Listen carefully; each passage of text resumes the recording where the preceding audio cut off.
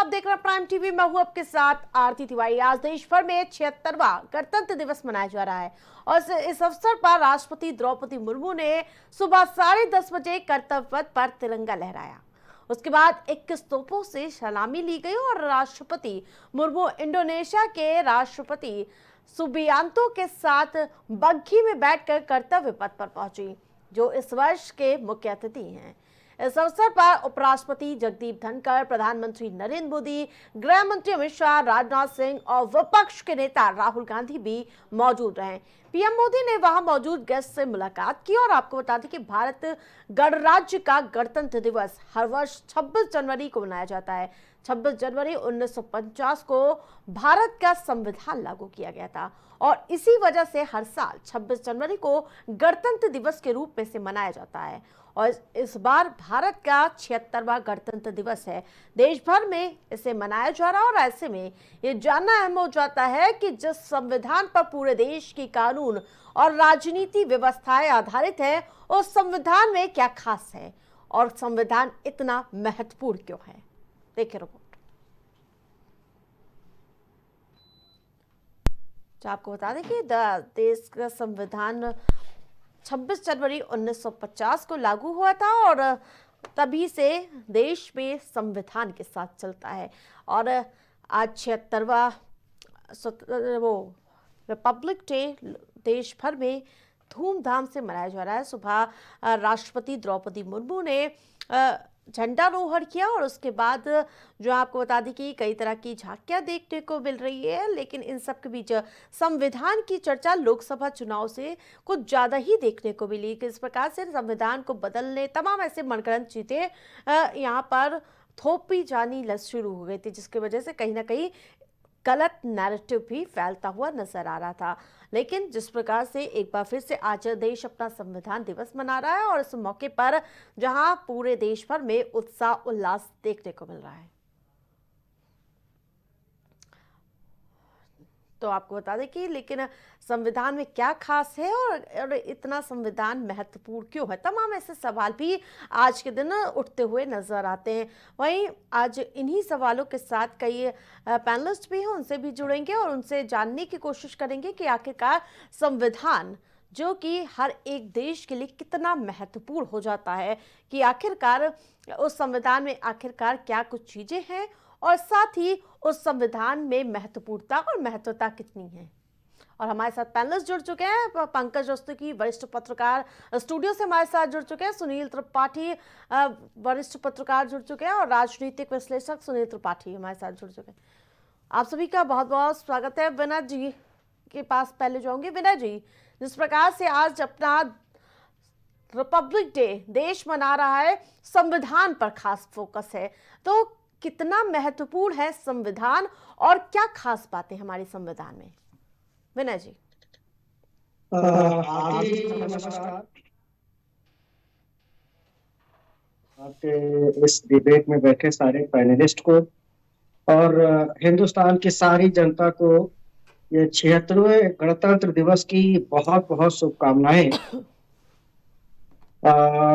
जैसा कि आप सबको भली भांति पता ही है कि हमको जो है आजादी 15 अगस्त 1947 में ही मिल गई थी, परंतु कोई अपना संविधान न होने के कारण हमें करीब करीब 2 साल 11 महीने और 18 दिन लगे अपने स्वाधीन हिंदुस्तान का संविधान बनाने में। वैसे तो हमारा संविधान 26 जनवरी 1949 को ही लागू हो गया था, अपना लिया गया था, सॉरी, लेकिन उसको लागू करने के लिए 26 जनवरी 1950 का दिन चुना गया था, क्योंकि 26 जनवरी 1930 को ही भारतीय राष्ट्रीय कांग्रेस ने पूर्ण स्वराज का जो है आह्वान किया था, शुरू किया था अपने। तो इसलिए 26 जनवरी 1950 को यह संविधान लागू किया गया और तब से लगातार हम लोग इसे गणतंत्र दिवस के रूप में मनाते चले आ रहे हैं। जहां तक संविधान की बात है, बड़ा समावेशी संविधान उस समय संविधान सभा में इसको डिजाइन किया गया था। बहुत सारे इसमें जो है मॉडिफिकेशन किए गए थे, चेंजेस किए गए थे जो है, और एक समावेशी संविधान जहां पे संघ के साथ साथ जो राज्यों को भी मूलभूत अधिकार और उनके जो है कर्तव्यों और उनके पावर को भी संरक्षित किया गया है। हालांकि समय बदलते ही अब आज से 76 साल पहले जो संविधान बनाया गया था, तब से और आज के हिंदुस्तान में बहुत सारे परिवर्तन हो चुके हैं। भौगोलिक स्तर पे, आर्थिक स्तर पर, सामाजिक स्तर पर हर तरीके से परिवर्तन हुए हैं। तो इसलिए संविधान में भी कहीं न कहीं, कभी न कभी मूलभूत जो आवश्यकताएं पड़ती हैं और उनको चेंज किया गया। इसी कारण तमाम सारे संविधान संशोधन हुए। ठीक है, जी पंकज जी भी हमारे साथ जुड़े हैं। पंकज जी, पहले आपसे भी यही समझना चाहूंगी कि आखिरकार संविधान जो कि एक देश के लिए कितना महत्वपूर्ण हो जाता है और साथ ही इसकी खास महत्वता क्या है? देखिए, सर्वप्रथम तो मैं सभी देशवासियों को, प्रदेशवासियों को और पैनल में बैठे हुए समस्त लोगों को गणतंत्र दिवस की 76वें गणतंत्र दिवस की हार्दिक शुभकामनाएं और बधाई देता हूं। देखिए, किसी भी देश के लिए संविधान का होना बहुत आवश्यक है और कोई भी देश बिना संविधान के नहीं चलता, वो संविधान के ही आधार पर चलता है। हमारा देश 15 अगस्त 1947 को स्वतंत्र हुआ और 26 जनवरी 1950 को हमारा संविधान लागू हुआ। 15 अगस्त 1947 को स्वतंत्र होने के बाद एक प्रारूप समिति संविधान सभा बनाएगी, जिस प्रारूप समिति के अध्यक्ष भारत रत्न बाबा साहब भीमराव अम्बेडकर थे और उसमें 7 सदस्यीय वो कमेटी थी, जिसमें 3 ब्राह्मण समुदाय से लोग थे, जिसमें वीएन राव प्रमुख भूमिका में थे और उन्होंने वो विद्वत जन लोगों ने 7 लोगों ने एक प्रारूप तय किया और उसके बाद वो संविधान बना। अभी कुछ दिन पहले हमारे देश के एक जस्टिस ने भी, जो हाईकोर्ट के जस्टिस हैं, उन्होंने भी जो है दीक्षित जी, उन्होंने भी जो है अभी एक कॉन्फ्रेंस के दौरान कहा कि अगर उस दौरान बाबा साहब अम्बेडकर ने कहा था कि अगर प्रारूप समिति में 3 ब्राह्मण वर्ग के लोग ना होते तो वो इतना बृहद स्केल पे और इतना जल्दी ये संविधान नहीं बन सकता था। ये अपनी एक किताब में के उद्धरण में बाबा साहब अम्बेडकर ने ये बात कही, इंगित किया है। तो ये सब चीज़ें इस बात को प्रदर्शित करती हैं कि हमारे संविधान को बनाने में लोगों ने कितने योगदान किए। उसमें सभी वर्गों का समावेश था, सभी लोगों ने उसके प्रारूप को बनाने में एक योगदान दिया। लेकिन अगर उसकी बात करें तो इन संविधान में सर्वाधिक संशोधन करने का काम तो भारतीय राष्ट्रीय कांग्रेस ने किया और कांग्रेस के में इंदिरा गांधी के कार्यकाल में सर्वाधिक संशोधन हुए और संविधान की तमाम धारा का प्रयोग करते हुए भी उसमें कई सरकारों को गिराने का भी अगर काम किया, चुनी हुई सरकारों को, तो वो भी कांग्रेस के ही रिजिम में हुआ। तो ये भी विडंबना हम सभी ने देखी है।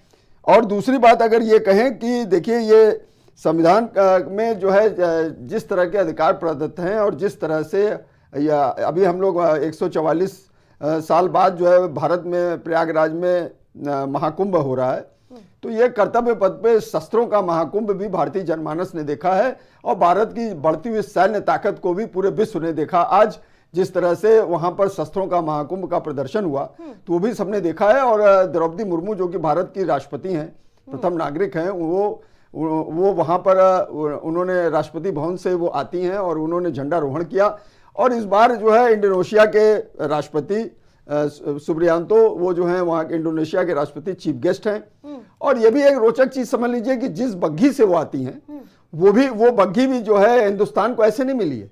आजादी होने के बाद पाकिस्तान से एक टॉस के तहत ब्रिटिश काल की वो बग्घी मिली, जिसमें आज सोने की परत चढ़ी हुई है। उसी बग्घी से वो आती हैं और वहां पर कर्तव्य पथ पे आती हैं और वो जो है वहां झंडारोहण करती हैं। और दूसरी बात ये समझ लीजिए, उस बग्घी में 51 घुड़सवार होते हैं, 9 फुट लंबे घुड़सवार होते हैं, जो घोड़े होते हैं, जो उस बात उनको लेके आते हैं। और उसमें जो हिंदुस्तान की सेना की सबसे बड़ी पुरानी रेजिमेंट है, उसके 51 जवान उनको लेके बाकायदा ससम्मान राष्ट्रपति भवन से लाते हैं और वहां पर उनके द्वारा कार्यक्रम की शुरुआत की जाती है और उनको 21 तोपों की सलामी दी जाती है, जिसमें एक मिनट में 3 गोले वो जो तोप है वो दागती है। इस तरह का हमारे हिंदुस्तान का पर्व मनाने, राष्ट्रीय पर्व मनाने का सिस्टम है। ठीक है सुनील जी, जिस प्रकार से बहुत हमारे दर्शक पूछते हैं कि प्रधानमंत्री जब रिपब्लिक डे होता है तो वो फ्लैग होस्टिंग करते हैं और राष्ट्रपति 26 जनवरी को,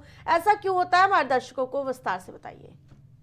देखिए आरती जी, पहले तो मैं 76वें गणतंत्र दिवस पर प्राइम टीवी परिवार और उत्तर प्रदेश सहित देश की जनता को हार्दिक बधाई देना चाह रहा हूं। देखिए, जिस समय संविधान की स्थापना की गई, उस समय चूंकि संविधान में भी ऐसी व्यवस्था कि राष्ट्रपति प्रथम नागरिक होता है, किसी भी देश का हो, तो इस नाते से हमारे वहां भी वही परंपरा लागू की गई। राष्ट्रपति मुर्मू जी ही विशेष रूप से इसको प्रस्तुत करती हैं। और उत्तर प्रदेश में देखिए, गवर्नर सैल्यूट देते हैं, जब तक परेड निकलती है तब तक गवर्नर कभी बैठते नहीं है। ये परंपरा सन 47 क्या मानिए 50 के बाद से पूर्ण रूप से लागू होती चली आई। क्योंकि गणतंत्र दिवस हमारा एक राष्ट्रीय पर्व की तरह है, और संविधान की स्थापना कैसे हुई पंकज जी भी चर्चा कर चुके हैं और हमारे दूसरे पहले भी चर्चा कर चुके हैं। आजादी के बाद से देश सामने बहुत समस्याएं थी कि कौन से नियम लागू किए जाएं, कौन से कानून लागू किए जाएं जिससे देश चलाया जा सके। कॉन्स्टिट्यूशन ऑफ इंडिया में वही सब निहित है कि अगर कोई अपराध करेगा तो उसको क्या दंड मिलेगा, कौन सा अपराध होगा, उसका दंड क्या होगा, किस नियम कानून के तहत देश चलेगा, राजनीतियों क्या कर्तव्य होंगे, जुडिशरी क्या कर्तव्य होंगे, मीडिया क्या कर्तव्य होंगे। मतलब बहुत चीजों का संविधान में हमारे समावेश किया गया, और उससे वही आज हमारे देश में लागू है और देश उसी पे कार्य कर रहा है। लेकिन समय और परिस्थितियां आरती जी बदलती चली गई, और बदलती भी है भाई, जनसंख्या बदल रही, माहौल बदल रहा, विज्ञान युग आ रहा है। तो अपनी आवश्यकताओं के अनुसार देश के हित को देखते हुए लगभग सरकारों ने संविधान में संशोधन करके नियम, नए कानून पारित किए। ठीक है सुनील जी। जी ठीक है।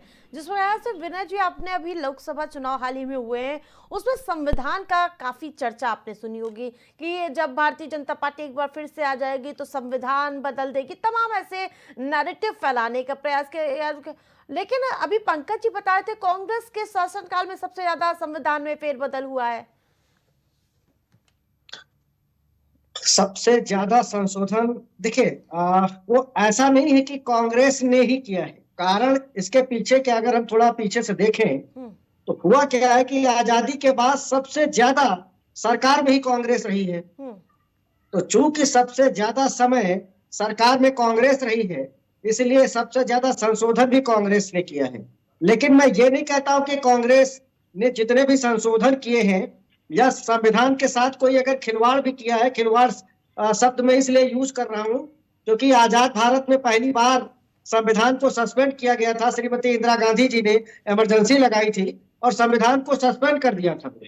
जो भारतीय संविधान था उसको सस्पेंड कर दिया था। खैर, ये पुरानी बातें हैं। आज एक पर्व का विषय है तो इस पे जो है चर्चा करना चाहिए। ये राजनीतिक विषय है, उस पर राजनीतिक पार्टियां अपना मत रखेंगी।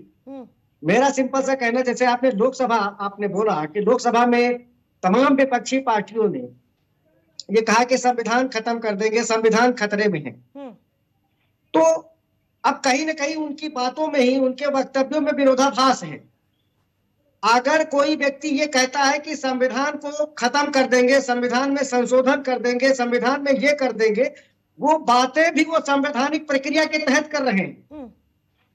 जो इस समय संविधान लागू है और उस समय के संविधान ने जो राजनीतिक पार्टियों को जितनी अभिव्यक्ति की आजादी दी है कि जिस तरीके से आप बात रख सकते हैं, एक प्रधानमंत्री को, एक सरकार को, व्यवस्थापिका को, न्यायपालिका को, जिसको भी चाहे कटघरे में रख सकते हैं अभिव्यक्ति की आजादी पे, तो वो भी तो संविधान का एक प्रक्रिया ही है।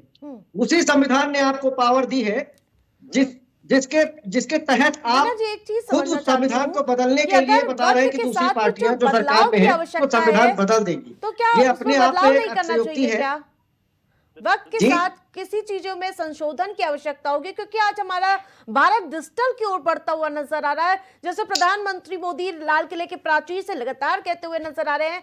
और अब अगर कुछ संशोधन की आवश्यकता है तो क्या उसका गलती नैरेटिव हर बार फैलाना सही है क्या? देखिए आरती जी, ऐसी कोई चीज नहीं है जिसमें निरंतर जब समय व्यतीत होता है तो उसमें बदलाव की आवश्यकता नहीं पड़ती है। आदमी की जीवन शैली बदल गई है, जीने का तरीका जो 1950 में था वो आज नहीं है। शिक्षा का स्तर बदल चुका है, हर चीजों में बदलाव हुआ है। तो जो संविधान 1950 में हमारे लिए बनाया गया था, उसमें जाहिर सी बात है अब उसमें समय समय पे बदलाव की जरूरत पड़ी। मैं ये नहीं कह रहा हूं कि जो संशोधन हुए हैं वो एक राजनीतिक जो है इच्छा शक्ति की वजह से लिए गए हैं या देश की भलाई के लिए गए हैं, वो अलग चर्चा का विषय है। लेकिन जिन भी सरकारों ने संशोधन किया है या जो सरकारें संशोधन कर रही हैं, उनका मकसद मैं मानता हूं वो देश के भलाई के लिए ही किया होगा। ठीक है, वो चाहे कांग्रेस ठीक है, ने किया पंकज हो जी के पास जाऊंगा। या ठीक है, वर्तमान पंकज सरकार भी जी, अगर जिस संविधान प्रकार में से कुछ संशोधन 76वां करना चाहती है, गणतंत्र दिवस चाहे आज वन ठीक वन है, नेशन वन लौटेंगे विनय इलेक्शन जी, ठीक है। या आप वक्फ बोर्ड लगातार जो है देख रहे उसमें होंगे जो कि लाल संशोधन का किले की विधेयक जो अभी जेपीसी के पास ठीक है, है, खत्म कर। अगर ये सब चीजें लाई जा रही हैं और जेपीसी पे बहस के लिए रखी गई हैं, कमेटी के पास भेज दिया गया है, तो सरकार की मंशा ऐसा ठीक नहीं है, होता है लौटेंगे कि वो विनय जी। देश की भलाई के लिए काम नहीं कर रहे हैं, ठीक है, वो देश के पंकज भलाई जी, के लिए कर रहे हैं। यहाँ पर मेहमानों को बुलाने का एक रिवाज रहा है। जब हर बार गणतंत्र दिवस पे कोई ना कोई अन्य देशों से लोग आते जी, हैं, हर बार। उसका क्या महत्वता है वो बताइए जरा। देखिए ये एक परंपरा है और एक हर बार चीफ गेस्ट इसमें बराक ओबामा तक भारतीय जनता पार्टी के शासन था उस समय 2015 में, जहां तक मुझे याद है, तो उसमें बराक ओबामा जो अमेरिका के तत्कालीन राष्ट्रपति थे वो भी इसमें शिरकत कर चुके हैं। तो एक परंपरा है कि एक अपने जिसमें झांकियों का प्रदर्शन होता है, तमाम इस तरह की चीज़ों का प्रदर्शन होता है। 26 जनवरी 1953 से झांकी स्टार्ट की गई। संविधान तो हमारा 26 जनवरी 1950 को लागू हो गया, लेकिन 26 जनवरी 1953 से झांकी की शुरुआत हुई। और आज देखिए कि 10 जो है मंत्रालयों की झांकी और 16 केंद्र शासित और राज्यों की झांकी आज प्रदर्शित की गई, जिसमें एक संदेश देने का काम हुआ। और दूसरी, राफेल से लेके जो 900 किलोमीटर प्रति घंटे की रफ्तार से उड़ता है, राफेल से लेके ब्रह्मोस्त्र और तमाम मिसाइलों का भी लेकिन वहां उन पर सब में जो प्रदर्शन किया गया। उत्तर प्रदेश की झांसी थी वो काफी महाकुंभ से केंद्रित थी। इस बार जो समुद्र मंथन का चीज दिखाया गया था उसमें देखिए 144 साल बाद आज उत्तर प्रयागराज में महाकुंभ हो रहा है और हमारे देश की सनातनी संस्कृति, हमारा देश का इतिहास 5 से 10 हजार साल पुराना है। तो इसलिए महाकुंभ का आयोजन 144 साल बाद प्रयाग की नगरी में हो गया रहा है। और समुद्र मंथन से ही जब अमृत की बूंदें जहां जहां गिरी थी, उज्जैन, नासिक, हरिद्वार और प्रयागराज, वहीं पर कुंभ का आयोजन और अर्ध कुंभ का आयोजन किया जाता है। तो आज ये 2025 है, इसमें महाकुंभ का आयोजन किया जा रहा है और 10 से 11 करोड़ लोग अभी स्नान कर चुके हैं। और जब 29 तारीख को मौनी अमावस्या के दिन जो उम्मीद की जा रही है कि 10 से 12 करोड़ लोग उसमें आस्था की डुबकी संगम में लगाएंगे। तो इस तरह के पुरजोर इंतजाम किए गए हैं और भारत आस्था का देश है। और उत्तर प्रदेश में योगी आदित्यनाथ की सरकार है जो सब तरह से इस तरह का क्रियान्वयन कर रहे हैं और किसी प्रकार की किसी को कोई दिक्कत ना हो, उस तरह का पूरा सामंजस्य रखा जा रहा है। पूरे देश विदेश से लोग आ रहे हैं और सब तरह के वहाँ पुरजोर इंतजाम है। तो ये एक बहुत बड़ी चीज़ है। अब संविधान की बात करते हैं तो देखिए, संविधान में बहुत सी चीज़ों को चेंज करने का काम अगर किया तो कांग्रेस ने किया, इससे इनकार नहीं किया जा सकता। कांग्रेस ने संविधान के मुख्य पृष्ठ पे जो भगवान राम का चित्रण था उसको भी बदलने का काम किया, तो ये कांग्रेस ने ही किया। और संविधान ने ही, इंदिरा गांधी ने संविधान में कहीं सेकुलर शब्द का, धर्मनिरपेक्ष शब्द का कहीं उल्लिखित नहीं है। जो हमारा संविधान बना था 26 जनवरी 1950 को, उसमें कहीं भी ये उल्लिखित नहीं है। लेकिन संविधान में एक शब्द ये जोड़ा गया कि भारत सेकुलर देश है। ये कांग्रेस के ही कार्यकाल में हुआ, तो उसमें ये शब्द जोड़ा गया कि धर्मनिरपेक्ष, ये शब्द भी जोड़ा गया कि भारत धर्मनिरपेक्ष देश है। तो ये भी सब चीजें, सारी चीजें हुई। और धारा 356 जिसके तहत चुनी हुई सरकारों को केंद्र सरकार अपने पदस्थ अधिकारों के तहत बर्खास्त करने का काम करती है, वो भी सर्वाधिक का प्रयोग अगर किया तो वो कांग्रेस ने किया। मोदी सरकार 10 से 11 साल हो चुके हैं, लेकिन मोदी सरकार विपक्ष की भी सरकारों से सामंजस्य बना के चलने का काम करती है और प्रधानमंत्री मोदी उनसे भी सामंजस्य बना के चलते हैं। उसी का नतीजा है कि आज तक किसी प्रकार का वो नहीं हुआ। और दूसरी चीज, अभी देखिए सीआरपीसी और आईपीसी में भी परिवर्तन करते बहुत बड़े बदलाव किए गए। अभी 1 जुलाई संभवतः अभी कुछ ही दिन पिछले ही साल जो है ये लागू किया गया है और गृह मंत्रालय द्वारा, देश के यशस्वी गृह मंत्री अमित शाह जी द्वारा ये पूरा प्रारूप जारी किया गया। तो उसमें संशोधन करते हुए इस तरह के प्रावधान किए गए हैं कि बहुत से चीज़ों में जो समय लंबे लगते थे सजा में और उसमें सब में जो है कम सजा का प्रावधान और जल्दी 3 साल के भीतर जो भी अगर किसी के ऊपर मुकदमा होता है या कोई भी होता है तो 3 साल के अंदर उसका ट्रायल हो जाएगा और उसका फैसला हो जाएगा। तो इससे न्यायपालिका में को भी के ऊपर भी बर्डन कम होगा। ठीक है सुनील जी, लेकिन जिस प्रकार से जब प्रधानमंत्री मोदी जब पहली बार सदन में पहुंचते हैं, संविधान को सर माथों पर लगाते हुए नजर आ रहे हैं, लेकिन उसके बावजूद लगातार इस पर सियासत करना कितना ठीक है संविधान को लेकर? देखिए आरती जी, संविधान देश की आत्मा है, न कोई इसको बना सकता है और न इसको समाप्त कर सकता है। हाँ, आवश्यकता के अनुसार, परिस्थितियों के अनुसार संशोधन तो हो ही सकता है। जैसे अभी सीआरपीसी में कई धाराएं खत्म की गई, कई धाराएं नई जोड़ी गई, घरेलू हिंसा कानून बनी, तो ऐसे कई कानून बने हैं जिनको आवश्यकता के अनुसार जोड़ा गया है इसमें। लेकिन संविधान खतरे में है इस तरह का, देखिए विपक्ष ने काफी प्रोपोगंडा किया आरक्षण को लेके और संविधान को लेकर जिस तरह से विपक्षियों ने मुद्दा बनाया, देश की जनता गुमराह हुई। उसके बाद जो फिर चुनाव शुरू हुए, चाहे हरियाणा का हुआ, चाहे महाराष्ट्र का हुआ, चाहे उत्तर प्रदेश का हुआ, देखिए जनता ने भी समझा कि संविधान कोई खत्म नहीं कर सकता है, चाहे मोदी जी रहे चाहे ना रहे, भाजपा रहे चाहे ना रहे, संविधान संशोधन हो सकता है लेकिन देश से संविधान खत्म नहीं सकता है। ठीक है, क्योंकि राजनीतिक दल उन्हें कुछ न कुछ चर्चा पर चर्चा चाहिए और चाहिए, जनता का माइंड मेकअप करना चाहिए, माइंड वॉश करना चाहिए, इसलिए ऐसे शब्दों को चयन करके जनता प्रस्तुत कर देते हैं कि आप संविधान खतरे में है, आप आरक्षण खतरे में है। पंकज जी, ठीक है, देखिए प्रधानमंत्री मोदी ने देश को एक ऐसा विजन दिया है, एक ऐसे यशस्वी प्रधानमंत्री हमारे देश को गौरवशाली प्रधानमंत्री मिले हैं 2014 से, कि उन्होंने जिस तरह से सभी वर्गों का सामंजस्य लेते हुए देश में 22 राज्यों में आज अपनी सरकार बनाने का काम किया, इस तरह का कृत्य किया, तो वो कहीं ना कहीं विपक्षी लोगों को नहीं रास आता है। इसीलिए वो इस तरह का झूठ का नैरेटिव उन्होंने 2024 के लोकसभा चुनाव में फैलाया, क्योंकि भाजपा अगर 400 के पार चली जाएगी तो ये संविधान में महत्वपूर्ण संशोधन कर देंगे, मुसलमानों को 2म दर्जे का नागरिक बना दिया जाएगा, ओबीसी का आरक्षण समाप्त हो जाएगा और अनुसूचित जनजाति और जनजाति का आरक्षण समाप्त हो जाएगा। इस तरह का झूठ का नैरेटिव फैलाया और जब तक प्रधानमंत्री मोदी उसको सभाओं में अपने बोलते तब तक 2-3-4 चरणों के चुनाव हो चुके थे और उसी का परिणति रही कि वो अपनी योजना में सफल हो गए, जिसके कारण जनमानस के अंदर भ्रांति फैली और भ्रांति के कारण उन्होंने वोट दिया, जिसका परिणाम रहा कि भारतीय जनता पार्टी बहुमत से नीचे आ गई, तीसरी बार वो 240 सीटों पे सिमट गई। तो ये सब झूठ के नैरेटिव फैलाने से हुआ। संविधान को कोई भी समाप्त नहीं कर सकता और संविधान को कोई भी जो कहे कि उसमें बहुत भारी बदलाव कर सकता है, ये सब संभव नहीं है इस तरह के कृत्य करना। और वैसे भी प्रधानमंत्री मोदी तो वैसे भी संविधान का बहुत सम्मान करते हैं। ठीक है विनय जी, क्या हम प्राइम टीवी के दर्शकों को संविधान पर कुछ 2 शब्द कुछ कह दीजिए, संदेश देते। देखिए मैं आपके प्रश्न का जवाब दूंगा, लेकिन आज की डेट में एक बात मैं और कहना चाहता हूँ कि ये जो 26 जनवरी है, जो ये गणतंत्र दिवस था, इसमें हमें जो हमारे माननीय प्रधानमंत्री मेक इन इंडिया को जो प्रमोट कर रहे हैं, जिसको आगे रख रहे हैं, उसकी भी छाप दिखती है। इस परेड में ये पहली बार सतह से सतह पे मार करने वाली प्रलय मिसाइल, जो कि मेक इन इंडिया के तहत बनाई गई है, करीब जो है 150 से 500 किलोमीटर की दूरी पे सतह से सतह पे मार करती है, वो उस मिसाइल को भी प्रदर्शित किया गया है।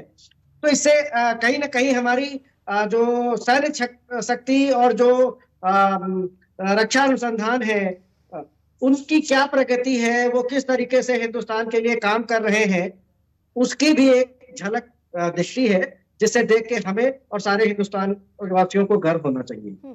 दूसरी चीज, जब आपका जो मूल प्रश्न है संविधान, देखिए आप विनय जी आवाज मिल पा रही है?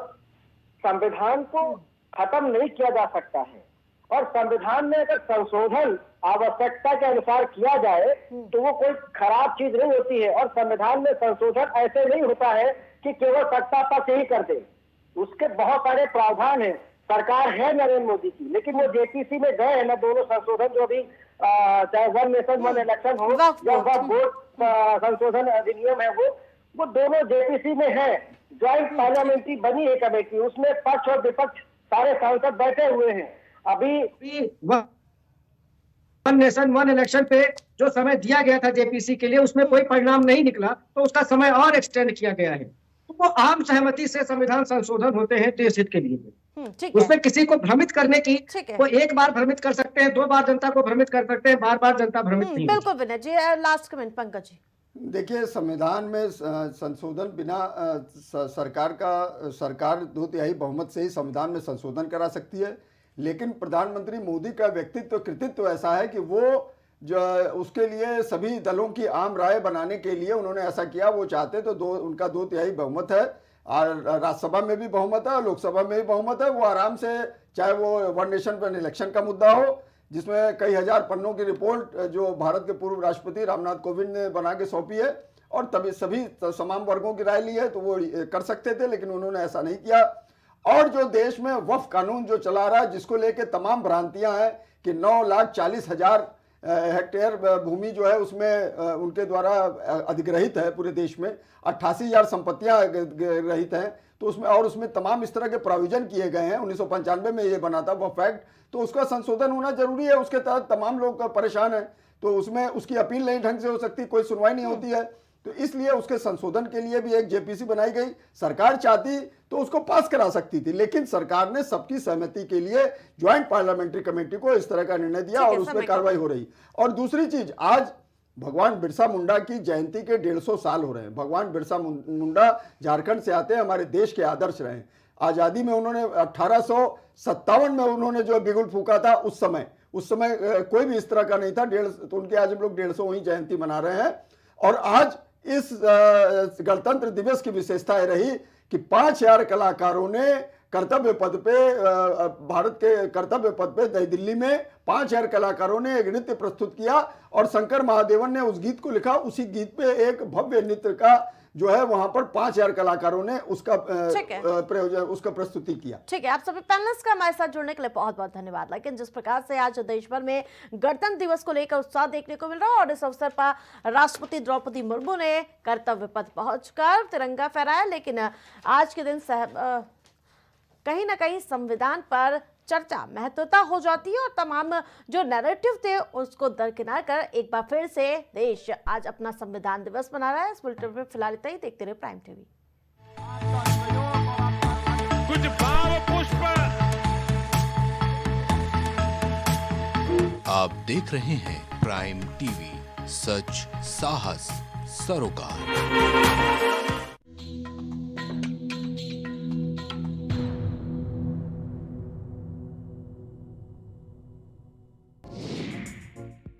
अमर Singh dealer, Indian Oil Corporation limited, Bangarmau, Unnao, Hardoi की तरफ से समस्त देशवासियों को 76वें गणतंत्र दिवस की हार्दिक शुभकामनाएं।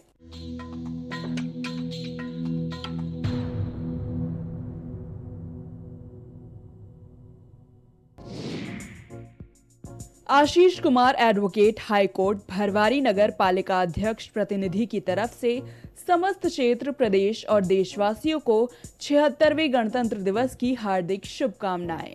MGM hospital and research centre, advance neuro and spine surgery centre, आपका स्वास्थ्य ही हमारी प्राथमिकता।